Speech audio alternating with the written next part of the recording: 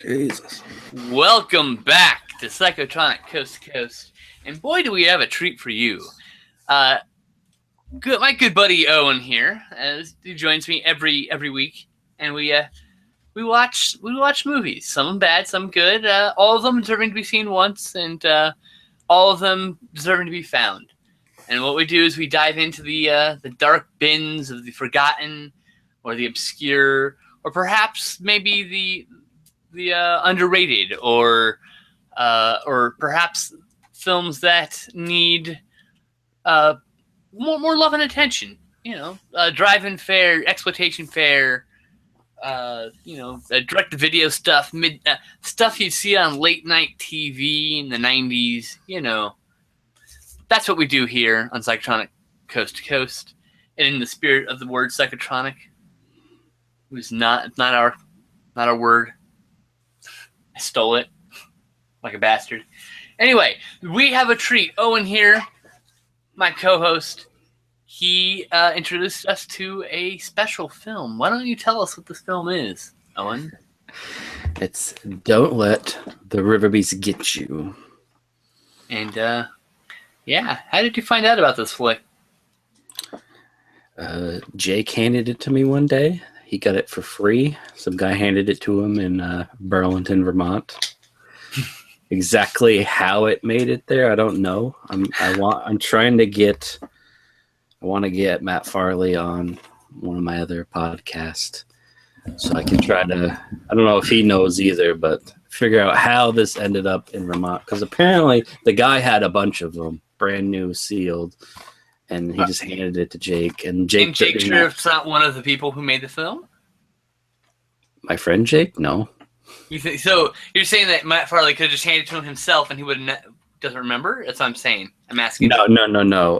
A guy that owns a record store gave it to him. Oh, gotcha. Okay.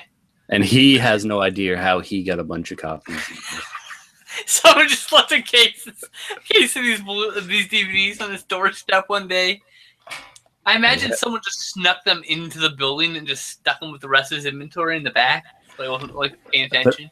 There's no movies there. That's the thing. It's vinyl and books. That's great. But yeah, Jake gave it to me because he's not big on movies. And I think it sat on my shelf for a year before we finally watched it. And I fell in love with it. So I went and bought his other movies. But we'll get to those at some point.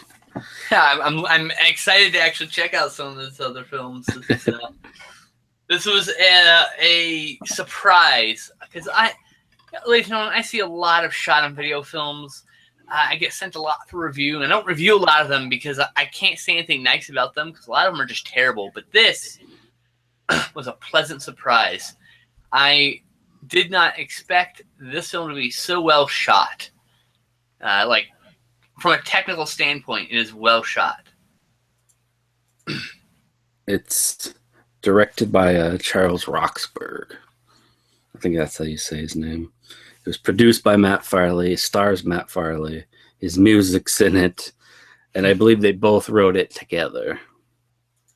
So it looks like he's also done Don't Let the Monsters Marriage and Murder in Match Vegas. Match Vegas, yes, yeah. I own it. Freaky Farley. Freaky Farley is probably the other one. In that too. But it looks like he mostly does visual effects work. Yes, Charles. He worked on Nickelodeon stuff. Worked on Fred 3 and the Fred Show. Although oddly enough, if you look up Matt Farley, it says he's been in some movies that he's actually not been in on IMDb. He's listed as being in some Rob Schneider movies. That he's not been in. That's fucking great. So there's apparently another Matt Farley around. Accidentally crisscrossed there. Yep. You want me to read the back? Yeah. Give these fine people a what to for this movie, because this is a interesting slice. After 3 years of self-imposed exile, a man voyages home to resume his work as an educational mentor, where the mysterious woman helps him locate the Riverbeast that terrorizes the town. He takes his band of brothers on a dazzling mission to the perilous river, where the only potential outcome are victory or death. I don't know the mystery woman part because he's tutoring her, but I guess mystery because they don't want to ruin it. Maybe they wanted to leave that for the movie.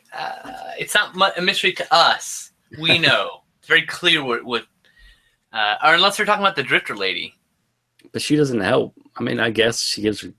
I don't know. Yeah, she gives yeah. We'll get into it. She does the one thing that's a planted payoff in the movie. Right. That we'll talk about. We don't want to spoil it yet. We haven't talked about it. But yeah. So I guess why don't we just start going into it then? All right. Might as well, right? So the first thing we should mention, there's a guy sitting in a chair holding a book in the very start of the movie, and he's telling you when you see a red flash twice, the Riverbeast will be on screen, and you may want to hide your eyes. Which I know is a reference to an old sci-fi or horror film, like a William Castle-esque, if not just a straight-up William Castle reference. It's like I remember it from my brain from like watching it when I was very young on TV. I'm sure someone in the comments, either later or live, will tell me what movie it's referencing if they've seen the movie. Their movies are full of references. There's 2 references to The Graduate at least. I mean, at least one reference to Jaws. So, because I know Freaky Farley is the exact formula of Silent Night, Deadly Night 2. Oh, nice. Well, I suppose we should probably double bill those 2, shouldn't we? So after that, after a little introduction, we meet the girl, which again, I'm terrible with names, but the main girl in the movie. And she runs into the professor, and she says she's heading off to the river. We see later that she's setting him up because he's a pervert. And he goes and spies on him in the river, and she catches him. It's Allie? Is it Allie or it's not Emmeline? Emmeline's the ex. Yeah, it should be Allie, I think. I think Allie, I think's right. Okay. Yeah. So she exposes him as being a pervert. Which is hilarious.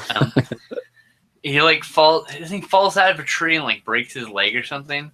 Yeah, we see him fall, but like later we see him on crutches, still stalking her. Still being a perv. Now we're introduced. And then that wasn't one of the lines like, oh, and then like they like read off the name on this camera. Or was that later in the movie? I think it was later in the movie actually. There's a line when he's creeping on somebody and he falls and stumbles whatever, and they grab his camera and on his camera, this camera property of so and so. So the he's like, oh my god, like, yeah.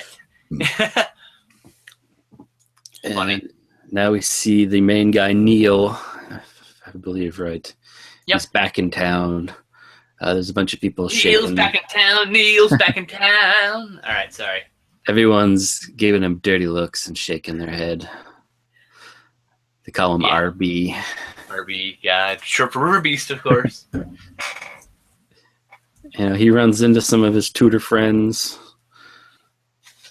He also runs in... I don't know if he runs into him yet, but there's like a reporter who's the one that ran all the stories that ruined his life. I think he first runs into his ex-fiance. Yeah, that would be Emmeline. Yeah, offers to help her put stuff in the car. Her new boyfriend or new fiance gets out and punches him in the gut. Oh, God. And now he meets up with, I believe it's his mom, maybe it's his aunt, I forget. He's basically back in town because his god cousin is getting married and someone needs to be there. And that woman refuses because she doesn't like the man she's marrying. Yeah, something like that. And then he goes down and sees Teddy again. Brother or cousin? I forget. And Teddy's been all moody, not playing his guitar, sitting in his basement. Starts choking him and they fight. God. Which is funny because later you see him all happy playing the guitar, and he's like, "Thanks," but like we never see a scene where he like actually like gives him a pep talk or helps him out of the basement. Just gets out of the basement, just goes, and it's just outside's all he needed apparently.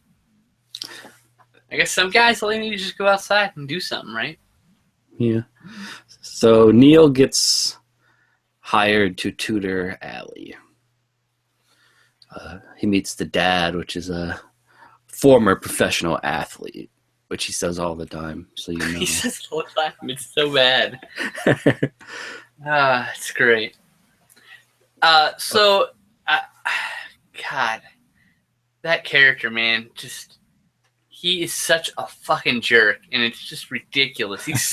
He's so over the top. It's like he's cartoonishly jerky. But he has that great line later on where he's like, you know, one of his rules for tutoring is you have to be dressed appropriately. And she was in a bikini or whatever. And he's like, oh, while she's getting ready, can I play you in a game of horseshoes? And he's like, I don't pay people to lose to me in games or something like that. I don't pay people to lose to me in horseshoes. Is what he said. Yeah. It's great. It's a great line. Which I think, God, that sounds like it's a line from a movie. And like it sounds like a famous line that I'm blanking on. I hate that. My drug-addled brain right now, kids. So pretty much the first 20, 30 minutes is just kind of setting up. He's tutoring her. The pervert still walking around. Dude, his pervs. At some point in there, he runs into the guy that ruined his life that works for the paper. And he threatens to punch him. He's like, go ahead, that'd be a great headline. He threatens to punch a lot of people. Fisticuffs, as he calls it. Yes. Oh my God, the verbiage in this film is ridiculous. You got ne'er-do-well is said twice, and it made me roll my eyes twice. You know, the shots of Teddy playing his guitar. A girl shows up doing some popping. Throwing cat litter on herself. Oh my God, that was so because it soaks up moisture. She just dusts herself with cat litter. Like, what the fuck? And then there's that great scene where Neil runs into the house, into the bathroom, opens the door. And she's like, there's somebody in here. And he goes downstairs and he's like, there's a naked girl in there. She's like, and Teddy's like, you seen her naked? And they just start choking each other. And then she comes down and she says, get your hands off each other or I'll drop my towel at the count of 3. And they just kind of... I'm like, what the hell kind of threat is that? That's like a... Just look at the guy and just be like, don't let go. Don't let go, you son of a bitch. Like... They held it for a while, but then he was like, you've seen enough already. Oh, so bad. This movie is bad and good in like varying degrees. And it's great. Keep going. Oh. He has a poem that he wrote for his ex that's gonna get her back. He goes to read it to her, and her fiance dumps a bunch of water on him. With a kid, of course. Yeah. Because he seemed to be a fucking shithead too. Allie sees all this, and she gets the note, and he's back tutoring her, and shows him the note, and he's like, "Oh, you saw my embarrassment." But she actually gave it to her, and she wrote, meet me somewhere. And there's a scene where he's waiting, and she's debating whether she should go, and they miss each other. They actually don't meet up. But there is a scene where they finally meet up, and she's like, yes, I'm going to go with you. But then the headline, the guy comes through like, hey, you're the guy in the newspaper, where he's still looking for the Riverbeast. So she's like, no, I'm going to go back to the other guy. Like, just instantly flip-flops. She's the worst kind of person. Yeah. Dude, why is the fucking hunter's name not... It's Ito something or other, right? Shit. I forget. It's just like trying to find out my cast list here. Yeah, he hires a world-renowned hunter to track down the Riverbeast, who later just hands him a giant He's not on the cast list, by the way. He just hands him a giant stack of pictures of what they call the picnic babes, which is just 2 girls dressed normally on a picnic. Apparently every fucking day in the woods, they're on a picnic. And they're saying we're in the same clothes, by the way. Every fucking time, every time. It's the same shot, I'm pretty sure. People keep going in the woods and go, ooh, picnic babes. Picnic babes. It's a silly running gag. Yeah. This movie is a series of silly running gags. Yeah. You know, every once in a while, there's shots of Riverbeast just chilling. He hasn't really killed anybody quite yet. Oh man, this suit. Oh, sorry. Apologies, it's late here. It's late where he is too. The suit is like, It's a wetsuit.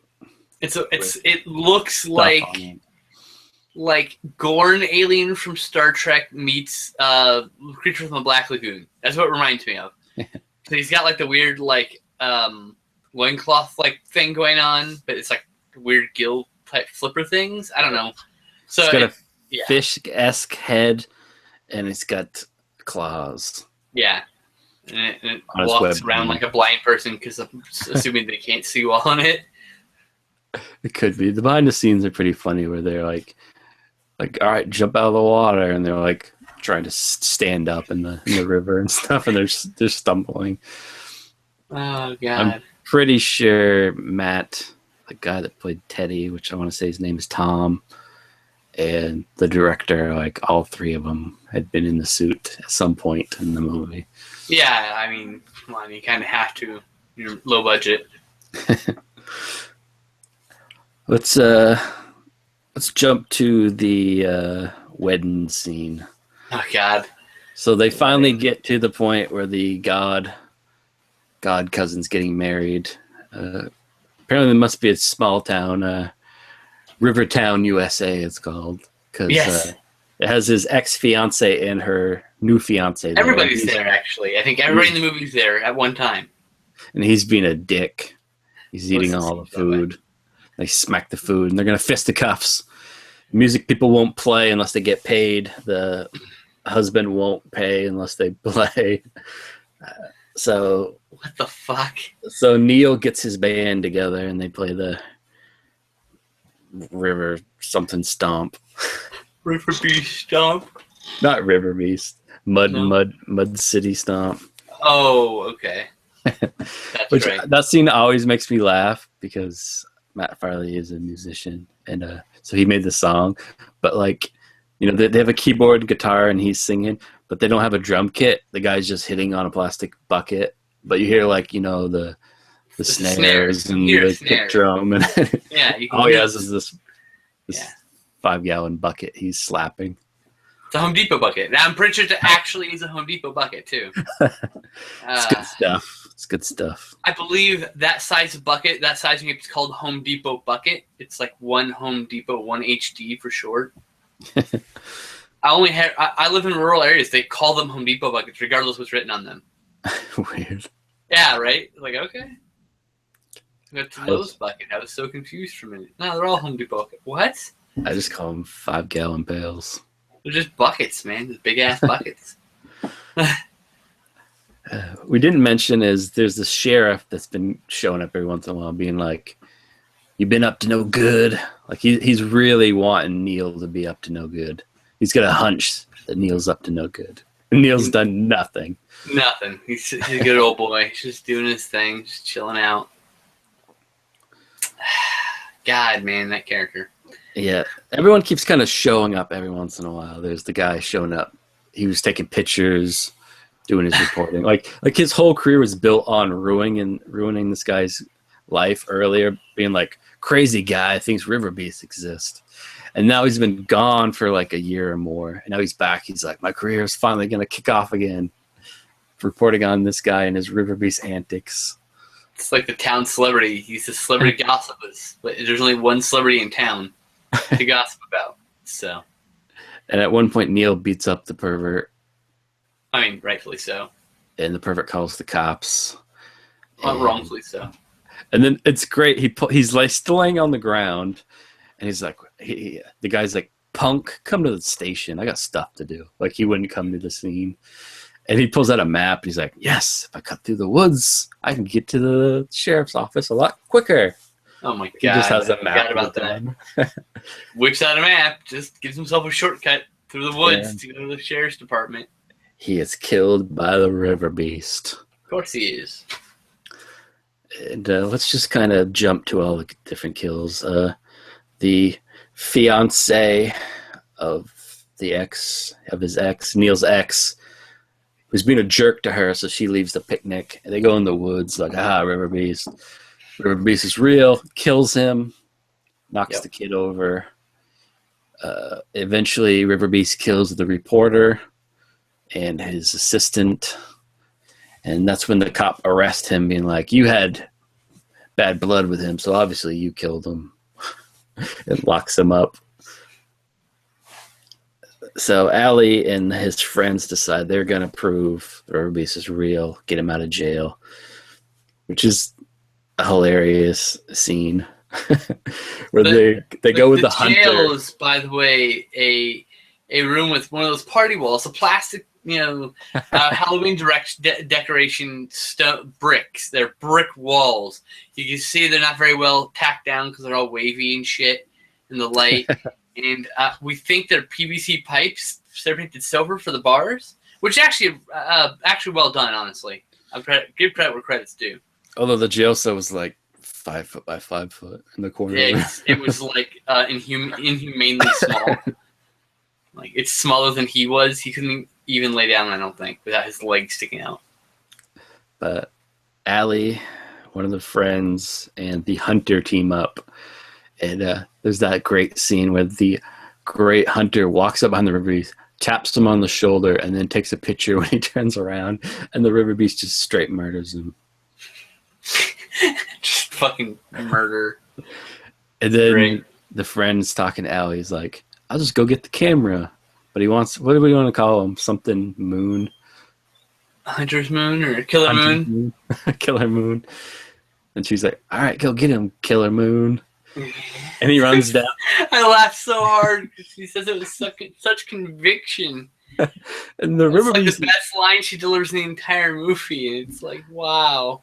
The Riverbeast is still right there next to the hunter, and he grabs the camera.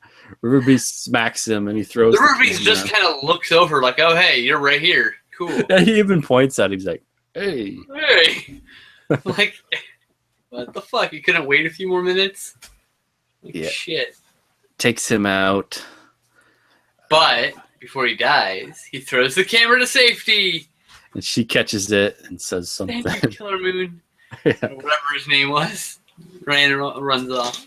So now the sheriff is like, he's like, I'm old school. I locked you away on a hunch. I had no evidence. That hunch was wrong. Because those people went missing while he was in jail. So he lets him out on one condition, that he kills that Riverbeast. Like he's able to somehow, magically. So he runs home first, and there's Teddy. You killed her. Because at this point, we didn't mention the pop and lock girl has been with Teddy, and she took off. She got, as she quoted, she gets itchy feet because she's a vagabond and has to leave. So he thinks... they're at the wedding, and they're dancing, and it's an insert shot of her scratching her feet with her other foot. Which, like, I was like, oh, they got literal with that. I thought they were being like, I get itchy feet, like I have to have wanderlust. No. She literally gets itchy feet, and she has to go. It's a medical condition, apparently. She literally has wanderlust. Yeah. So now Teddy thinks he killed her. It looks like they're going to fight again, but he's like, no, the sheriff let me out because I haven't done any of this. And, Allie and so-and-so are gone. And he's like, oh. He's like, you want to help me kill the Riverbeast? And they're like, yes. And they do the old hand grab, like, the predator hand grab, yeah. And they meet up with the other tutor that's still alive. Dylan, you son of a bitch. That moment. Sorry. Yeah. I believe that guy was Millie, they call him. I think that's right, yeah. They hid in the woods, and there's the Riverbeast in the exact same spot next to their dead friend. He's still there. And then Allie comes behind a tree. She's been lost the whole time. Apparently. She couldn't get out of the woods. And damn it. It's really weird because they're like, we're going to fight him. And they're like, Allie, go get your dad to save us. I'm like, what? There's 3 of you. So she takes off. They start fighting. Riverbeast knocks out 2 of them. And now it's just Neil and the Riverbeast fisticuffing, slapping and scratching. And eventually the dad shows up. He tells the Riverbeast to stop right there. He's I forget his name, the former athlete, the former professional athlete, as he tells the Riverbeast. Yeah, God. He starts boxing it. He starts boxing the Riverbeast, punching it. As Neil just lays there doing nothing. There was a scene before this where he noticed the Riverbeast stopped fighting him and went to water and splashed himself. And there's like a voiceover being like, he needs to wet his skin occasionally. If only I had something to dry him out. Plant and payoff, he was given a bag of kitty litter when he first met Pop and Lock Girl. Yes. Vagabond Wanderlust. Which apparently he's had in his back pocket every day. This whole time. The old professional athlete gets stabbed, dies. Thankfully. And then Neil starts chucking the kitty litter. And it dries out the ruby skin and kills them. The two guys that have been knocked out wake up. And then they stand over him as he continually throws kitty litter on him. And then they just leave, like, let's go back to town. You didn't bring the body or anything, just whatever. No. It's out there somewhere. And everybody's celebrating because the Riverbeast's dead, even though nobody believed it even existed, because apparently nobody even saw it for a year, unless everyone that saw it died. How fitting that it took you a year to see the movie, finally. Just saying. And, yeah, so now they're all gathered. They're honoring him for killing the Riverbeast. There's cuts of different people watching it on TV. Apparently it's televised. And there's that... apparently. Since her new fiancé is dead, she's returned to him. I would have not taken her back. I would have cast her aside for being a terrible person that she was, for not being with him in the first place. Exactly. And there's that great scene where she's like, we're going to raise her dead fiance's son like he's our own. And there's a cut of him, the kid on the couch, be like, yeah! I've got a new dad. It's so bad. Oh, my God. Which is weird because the kid was a shithead to him. I know. Like, oh, really? Fuck. And he brings up Allie for the best shot in the entire movie to reveal the statue of her dad. Oh my God. Let me tell you about this, guys.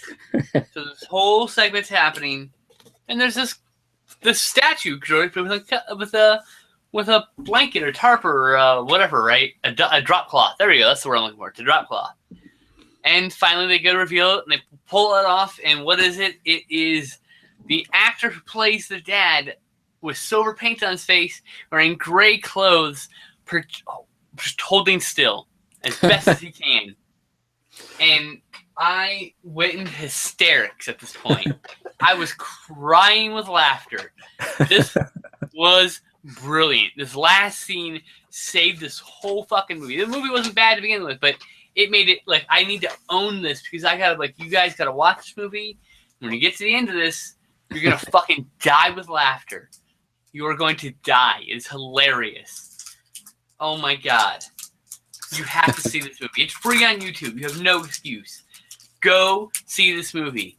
Amy's Autopsy Report. But by the way, you guys should go check her out. She's a great YouTuber. I know you're going to watch this. Go watch this movie if you haven't seen it. This is hilarious. Sorry. This is right up your alley. And also, she watched a lot of those bad Bigfoot movies and stuff like that, like the rest of us. So. Yeah. And we haven't got to it yet, but Freaky Farley is also on YouTube. So you might as well watch that too. All right. Yeah, that's the end of the movie. Day saved. Neil gets the girl. That again, he should have said no. I reviewed this movie a couple of years ago on my channel, and I'm pretty sure I said the same thing. Like, why? Like, why? No, get away from me. You don't deserve Neil. Yeah. Which is, we didn't really play it up, but he is this town and possibly the entire United States, the greatest tutor ever. We also didn't mention that twice the Riverbeast speaks. one Oh, it point does. Right. he says hungry, and then later he's like, "You remember me?" And the Riverbeast is like, "Tutor." Like, why would he know that he was a tutor?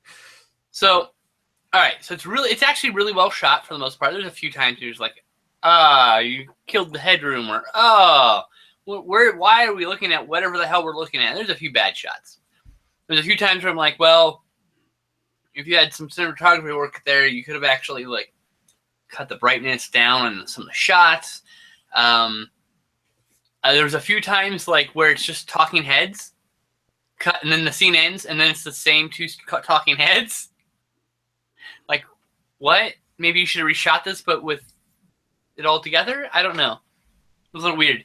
Another thing, which is a negative to this film, is that when a lot of times when there's conversations happening, we're paying attention to the person talking and not to the person reacting to the things being said to them, which you need to have someone who actually acts, who responds to the person talking. You start with person talking, you cut to person listening to, cut back to person talking, and you continue that pattern. That's generally how you do it. And when you don't, it's really, it takes a lot of people out of the film when you don't cut to the reaction, right? Like, it's hard to explain. You need to cut to keep the pace, right? So it's something this movie does a lot, and something a lot of movies. I've seen movies with a lot bigger budgets should have known better that do it. Okay, so there's no knock on that. This is like just the biggest problem with the movie. But that aside, this movie is hilarious, totally worth watching.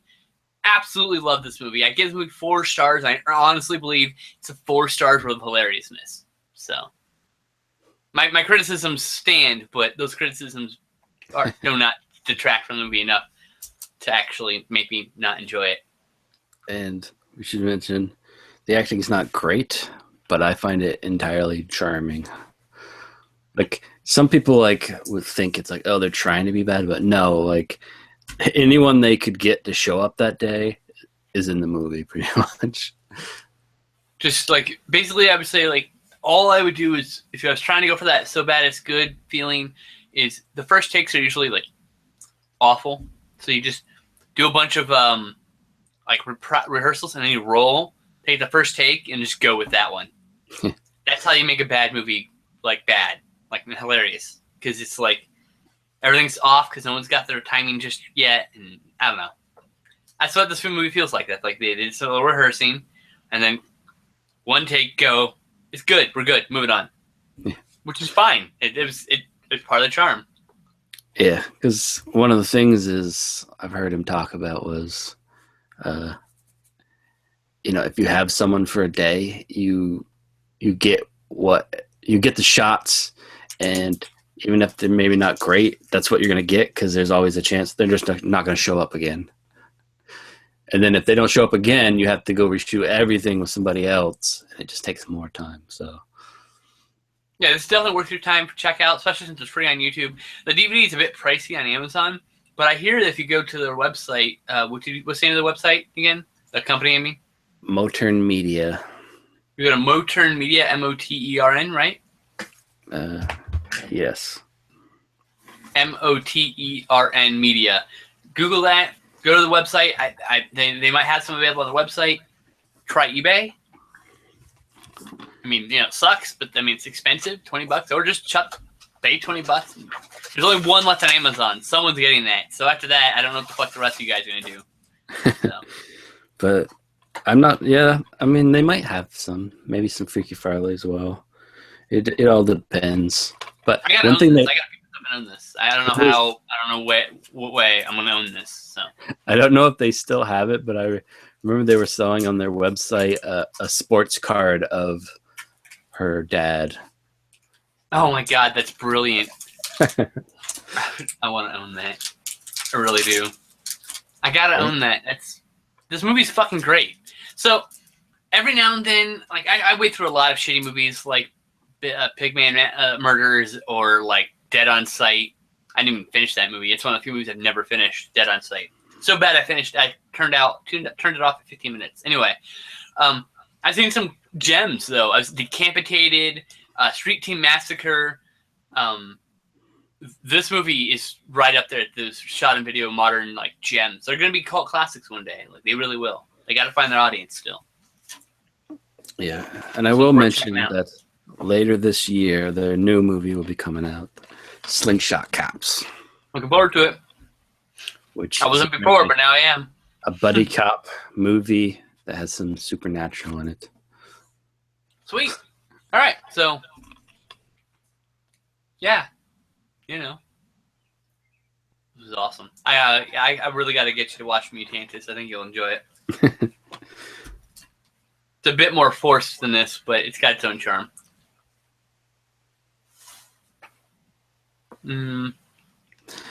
Also, another thing that Matt does, he gives out his phone number. It's even on the back of this DVD.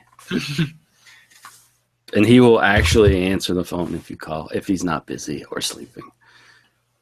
Well, I mean, I can add him to the call right now. Just call him right now at the hangout. It's kind of late. 805. Can I do the number? Oh, I can't do phone numbers anymore. He'd be sleeping anyway, so his phone will be off. Like, what? Hey, we just watched your movie. I know it's like 5:30 in the morning, 4:30 in the morning, but hey, you want to give us some? We have to ask you some random questions. I guarantee around 5:36, he will like and retweet that I said we were watching this. Awesome. All right, well, I guarantee it. For those of you who are watching next week, this is obviously not for the recording of the actual audio podcast. We'll be watching my Samurai Cop, one of my favorite bad movies. We're kicking off Best of the Bad, which is totally me stealing Best of the Worst and renaming it because I want to do something similar, and that's a really great title, and they took it already, those bastards. So Best of the Bad. So I like alliterations. So Samurai Cop. And it comes in, there's also a DVD available for that too. Mine's signed by Joe Bob. So, yeah, I guess that'll do it for this week. So that's what we're going to watch next week. So, see you guys then. Bye, everybody. Bye. Stop. Where's the button? There we go.